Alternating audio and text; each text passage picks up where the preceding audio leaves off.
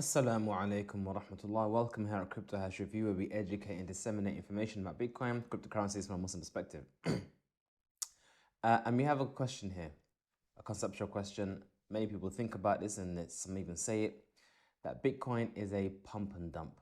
So what is a pump and dump? What does it mean? In markets, especially markets that are not very liquid, so okay, it's the first technical term, liquid. What is it? Let's take a pause on what I'm gonna say and let's address the word liquid. Liquid basically means, or liquidity, basically means the availability of buyers and sellers or the availability of capital in the market. So for example, if I wanted to set up a exchange market, like all the places around the Haram where you get your money exchange, if I wanted to set up one of those and I had low liquidity, that means I don't have much money to exchange. So someone came with £10,000, I couldn't deal with that. I don't have £10,000 worth of reals. I don't have £10,000 worth of rupees. I don't have £10,000 worth of any currency. I don't have that much in liquidity. Whereas if I had loads of liquidity, I could absorb all the orders without being affected. So that's what it means by liquidity and not liquidity. So back to what I was saying. If you have a market or you have a product that hasn't got much liquidity available, meaning that when people come to buy and sell, there aren't many buyers or there aren't many sellers. So if someone comes with a lot of money, they could effectively push the price up. So how would you push the price up? As you mentioned in previous videos, prices move upwards due to buyers. What do buyers do? They come with their capital and they say, I want to buy some rice, whatever's available. I want to buy a kilo of rice or kilos of rice for, let's just say £5 a kilo. So all the people who have rice and are willing to sell for £5 a kilo, I will basically take all their rice and give them money for that rice. But I still have money, and there's no more people ready to spend or sell me rice for £5 a kilo. But there are people willing to sell rice for £6 a kilo. They won't willing to go cheaper to 5, but they will go to 6. So then I say to them, okay, give me that then. I'll have that then. So then therefore I'll buy up all the rice that's available for £6 a kilo. But I still have more cash and I still want more rice. So it's okay, who else is available in the market? So there's other guys saying, okay, I got some rice as well. I'll give it to you for 7. So then I buy it for 7. So as you can see here, as I'm trying to buy rice, the price is going higher and higher and higher because all of those who are at a lower price are no longer there. And I now have to go to the next level and then the next level and the next level until eventually I've filled my order. I have no more cash ready to buy the rice. So that's how you would effectively move the price up in the market. And likewise, if you want to sell, if I have rice and I want to sell it on the market for money, I want to liquidate, I want to turn that money, turn that rice into capital, into money. So I'll say, who wants to buy rice off of me for £5? So all those who are willing to pay £5 for rice, they'll give me their money and I'll give them their rice. Up until no one else is willing to buy rice for £5 a kilo. So I said, okay, look, I still got rice available. Who wants to take it for £4 per kilo? Then those will say, okay, that's a discount. I'm interested in that. I'll come, they give me their money, I give them the kilos. But then everyone who's willing to pay £4 for the kilo are now gone. But I still have rice. Okay, look, I have to go home today, guys. Who wants to buy this rice for £3 a kilo then? £3 a kilo. Huh? So therefore, those who are willing to take it for discount, £3 a kilo, they'll take £3 a kilo. So they got like their own 40% discount. So as you can see, the price now, as I'm selling, is going down. So you have price going up and price going down. Now, a pump and dump happens when someone with a large amount of either rice or money and they want to execute an order and there isn't that many people available to buy it up. So the price literally moves drastically in one direction or drastically in another direction. That's how markets work. That's how it functions.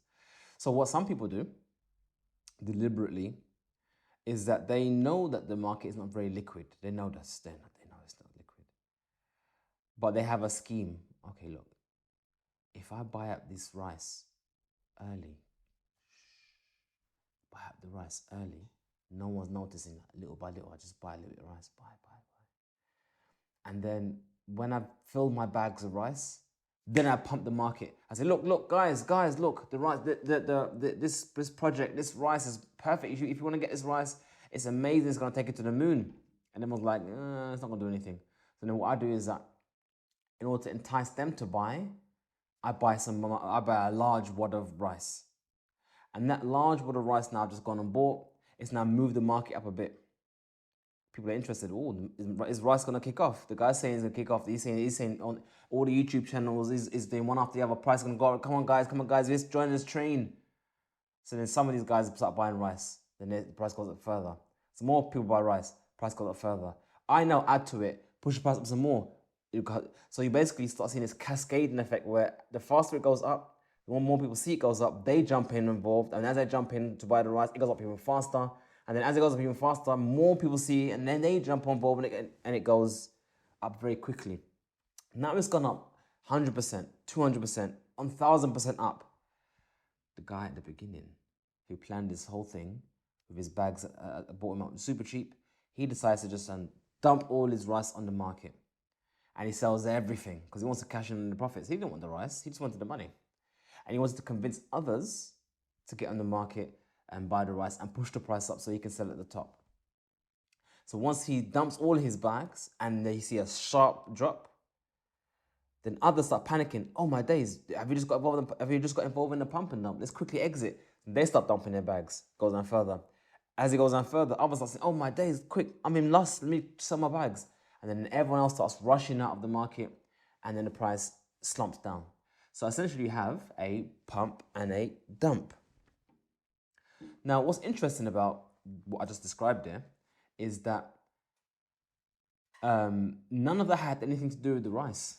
The rice was innocent, man. The rice didn't do anything. It was me.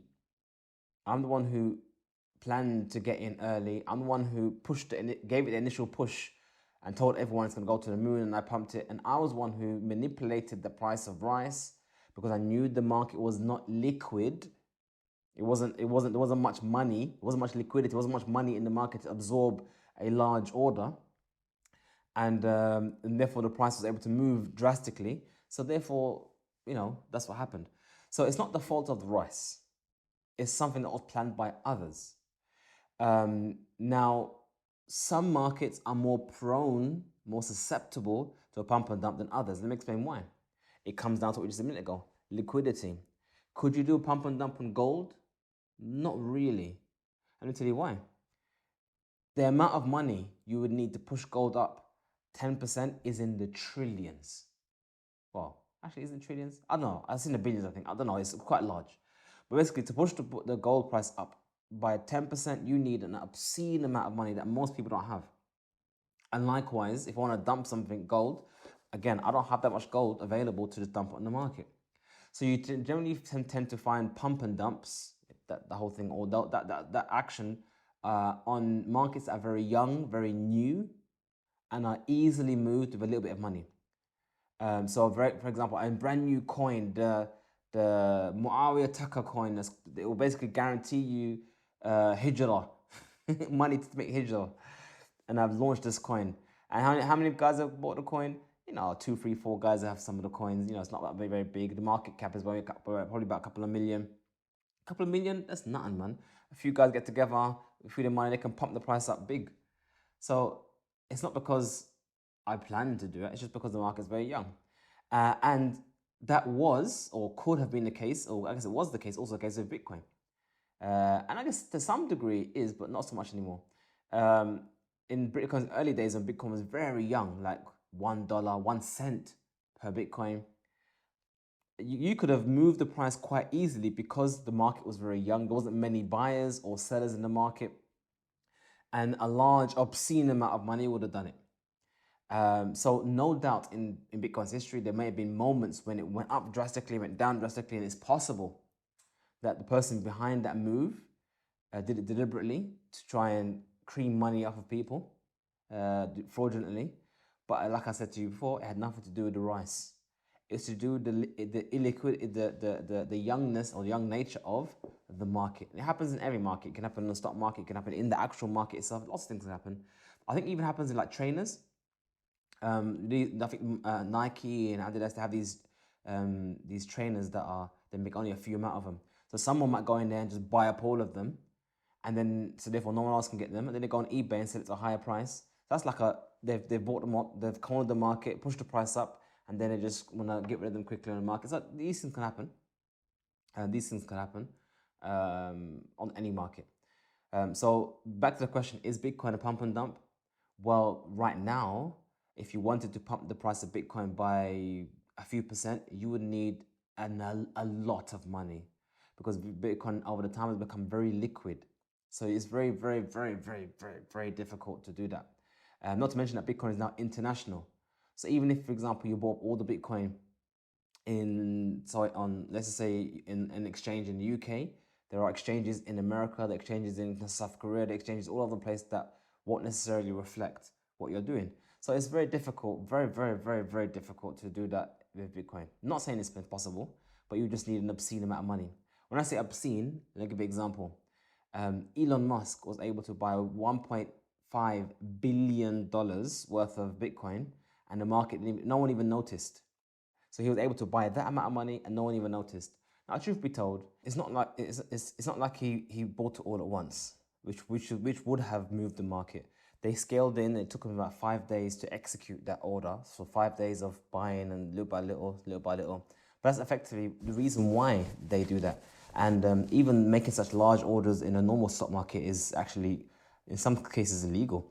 You get in trouble and go to jail, because moving such markets it's due to normal regulations. It's not allowed, because the market hasn't had time to react to the price action. So what they do is that if people have large orders, they scale in. They're going to buy X amount a certain period of time, allowing people to come in and buy and sell and that kind of stuff. So back to the point. A pump and dump is a person deliberately moves the price a bit to get the hype, get people to jump on board, so the price moves up a lot. So that when they jump on board, it moves up a lot. And when when the markets get exhausted, they dump their bags that they had got from initially. And that's why Bitcoin is not a pump and dump, because pump and dump is the action of people involved, not the coin or the commodity or the currency or whatever it is involved. It's just what people do on markets, and it's something that can happen on any illiquid market. Any market that is illiquid. Now, so just some advice for those who see coins moving up drastically, 5%, 10%, 20%. There was one coin, Decentraland, mashallah, that was a coin. 50% in one day, like that, 50%. And I've seen more than that, other coins. Now, if you see a coin gone up by a drastic amount and you want to jump on board, yeah, you could be jumping in at the peak of the move. If you're going to be getting a coin or buying Bitcoin now, you want to be buying when it's cheap, not when it's already moved 50, 15, 20, 30%.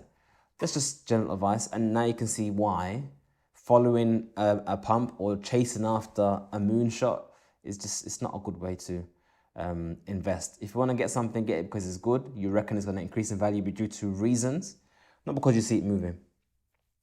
Anyway, we hope you find this video beneficial, and please like this video, subscribe to our channel, check out our website, share our content to other people. That's the most important thing. Share our content to other people so that they can also learn from what you're learning from. And may Allah give you many Bitcoin. Assalamu alaikum wa rahmatullah.